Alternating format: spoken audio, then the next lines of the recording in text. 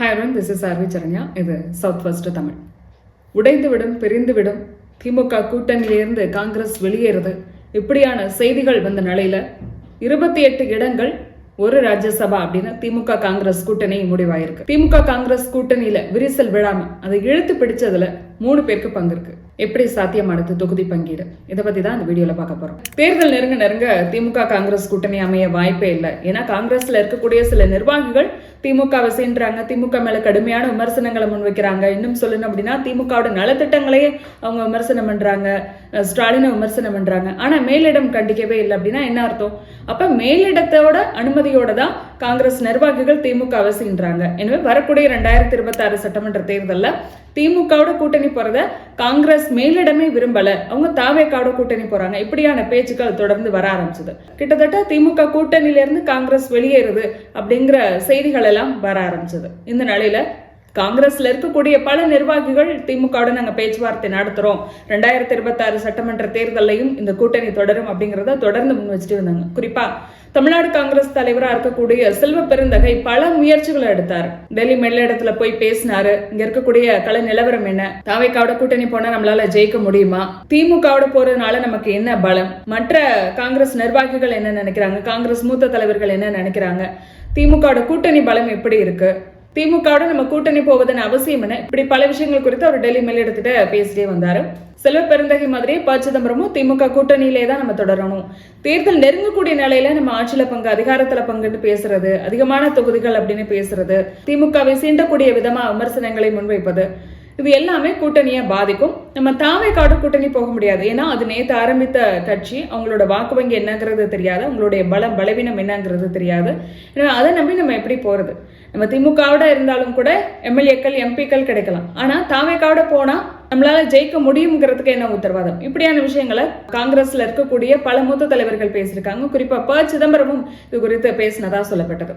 அப்பதான் டெல்லியில நடந்த ஆலோசனை கூட்டத்துல சரி இனிமே யாரும் கூட்டணி குறித்து வெளியில பேச வேண்டாம், முக்கியமா திமுக குறித்த விமர்சனங்களை காங்கிரஸ் நிர்வாகிகள் தவிர்க்கணும் அப்படிங்கிற உத்தரவை டெல்லி மேலிடம் கொடுத்ததா சொல்லப்பட்டது. சரி இனிமே திமுக காங்கிரஸ் கூட்டணியில பிரச்சனை இருக்காது அப்படின்னு நினைத்த நிலையில 2 நாள் கழிச்சு மீண்டும் எம்பி மாணிக்கம் தாக்கூர் திமுகவை சீண்டக்கூடிய விதமா விமர்சனங்களை முன்வைக்க ஆரம்பிச்சாரு. அதே போல பிரவீன் சக்கரவர்த்தியும் திமுகவை சீண்டக்கூடிய விதமா விமர்சனங்களை கருத்துக்களை சோசியல் மீடியாவில் முன் வச்சாரு. அதே சமயம் கூட்டணி குறித்து தொகுதி பங்கீடு குறித்து பேசுவதற்காக கடந்த நவம்பர் மாதமே கிரீஷ் சோடங்கர் தலைமையில பேச்சுவார்த்தை குழுவை காங்கிரஸ் அமைச்சது. ஆனா அந்த டீமோட திமுக பேசவே இல்லை. இதை பத்தி கிரீஷ் சோடங்கரை வெளிப்படையா பேசியிருந்தாரு. நாங்க ரொம்ப நாளா காத்திருக்கோம், திமுக எங்களோட பேசவே இல்லை அப்படின்னு சொல்லிட்டு.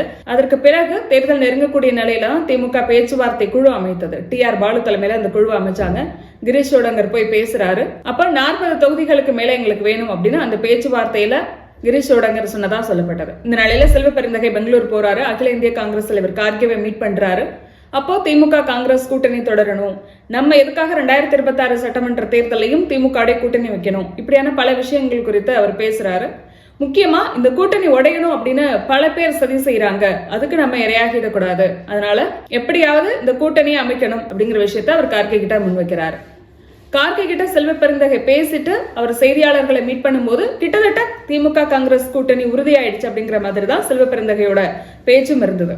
முக்கியமா யாரெல்லாம் திமுகவை விமர்சனம் பண்றாங்களோ அவர்களை கண்டித்து அந்த செய்தியாளர்கள் சந்திப்புல செல்வ பெருந்தகை பேசியிருந்தார்.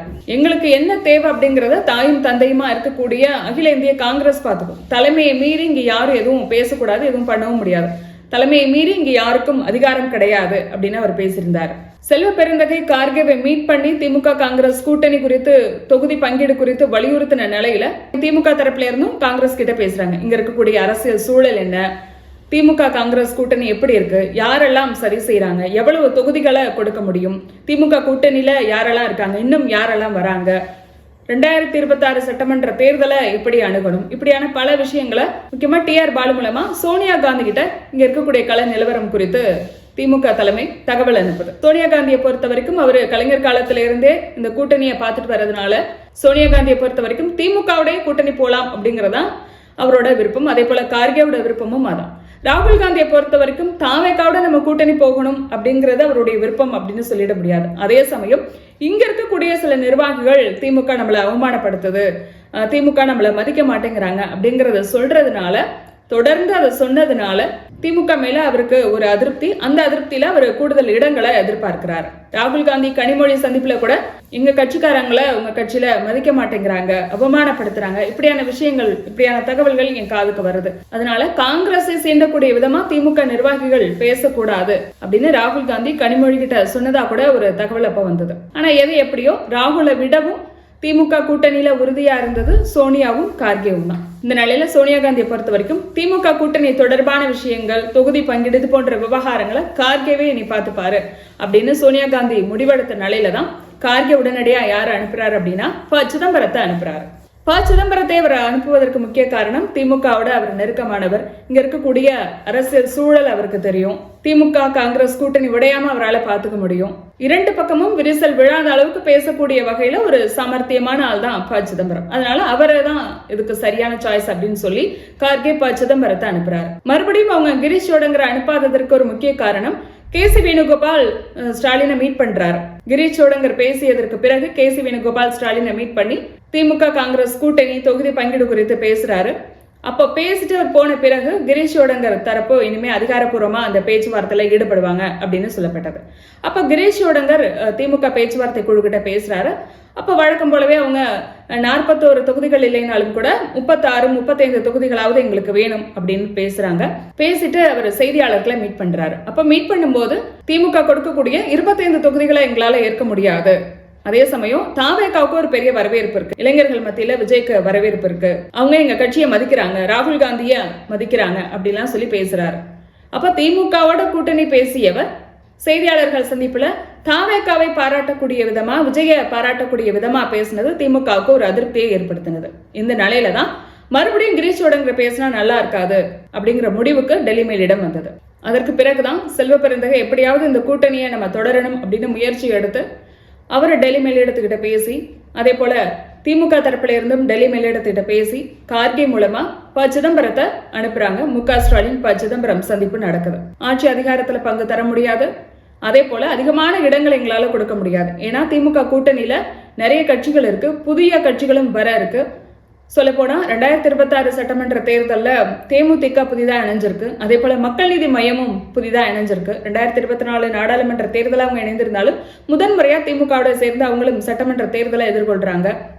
இன்னும் சில சிறிய கட்சிகள்லாம் வர இருக்குங்கிறதுனால அதிகமான தொகுதிகளை கொடுக்க முடியாது. உங்களுக்கு அதிகமான தொகுதிகளை நாங்க கொடுத்தோம் அப்படின்னா மற்ற கட்சிகளும் அதிகமான இடங்களை எதிர்பார்ப்பாங்க. எனவே நாங்க உங்களுக்கு அவ்வளவு இடங்கள் தர முடியாது, 30க்கும் அதிகமான இடங்களுக்கு வாய்ப்பே இல்லை அப்படின்னு ஸ்டாலின் பேசின நிலையில தான் சரி எவ்வளவு இடங்கள் தான் முடியும் அப்படின்னு கேட்கும்போது எங்களால அதிகபட்சம் 28 தொகுதிகள், ஒரு ராஜ்யசபா, இதுனா டீல் ஓகே அப்படின்னு ஸ்டாலின் சொன்ன நிலையில தான் சிதம்பரம் டெல்லி மேலிடத்துல பேசுறாரு.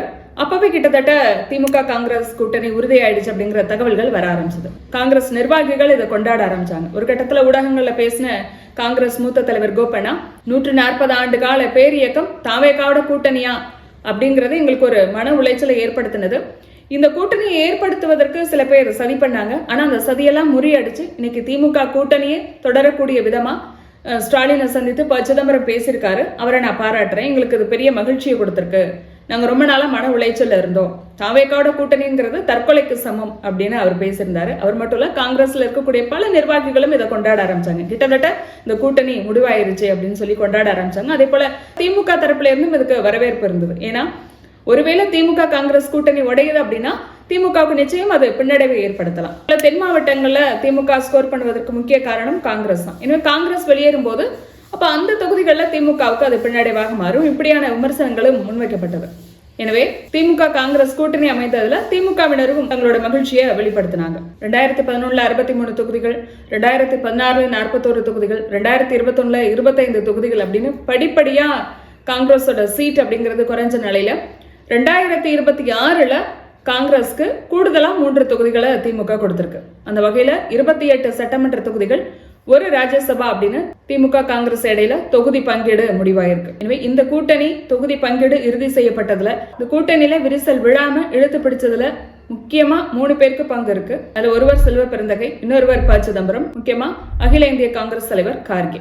எனவே அந்த வகையில தான் திமுக காங்கிரஸ் தரப்புல இருந்து இந்த கூட்டணி பேச்சுவார்த்தை முன்னெடுத்த தொகுதி பங்கீடை இறுதி செய்த தலைவர்களுக்கு நன்றி அப்படின்னு சோசியல் மீடியாவில் தங்களோட கருத்துக்களை பதிவிட்டு வராங்க. வரக்கூடிய 2026 சட்டமன்ற தேர்தலில் திமுக காங்கிரஸாலையும் காங்கிரஸ் திமுகவாலையும் பெறப்போவது என்ன, எத்தனை தொகுதிகளை இந்த கூட்டணி பெறப்போகுது அப்படிங்கிறத நம்ம பொறுத்திருந்து பார்க்கலாம். இது குறித்து உங்களுடைய கருத்து என்ன அப்படிங்கிறத கமெண்ட்ல பதிவு பண்ணுங்க.